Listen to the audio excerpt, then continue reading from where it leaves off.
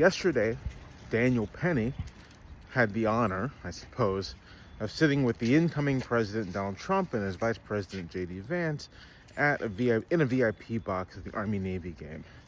You can see the photo here. They're looking like they have a great time. Now, what did Daniel Penny do to earn such an honor? Did he save a bunch of lives? No. Did he advance some field in, I don't know, medical science? No. What Daniel Penny did is he choked a homeless black man to death on a subway in New York and then got acquitted of it by a jury. There are a couple ways you can look at this, but this is the one that I find most useful.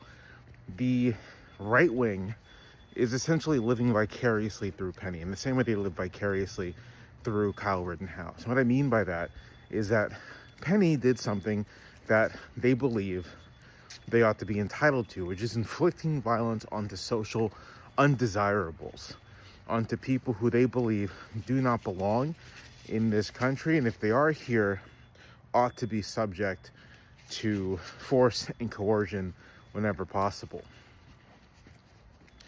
Penny did this, was prosecuted for it, they believe unjustly, by the woke, legal establishment, and then was acquitted. And so in their minds, it's a celebration of impunity for inflicting this kind of violence on social undesirables. Additionally, consider the semiotics of the entire event. Daniel Penny is, of course, a white American. His victim, Jordan Neely, was black. And again, Penny choked Jordan Neely to death. This came some years after the George Floyd killing. A killing which many of these same people believe was completely justified, and that the prosecution of the police officer was unjust. And it was unjust, I think, that they think, because it was an inversion of the proper hierarchy of things. Derek Chauvin, a police officer, in their view, was entitled to using violence against what they view as a social undesirable. And so Penny being acquitted is in its own way a refutation of the Chauvin verdict.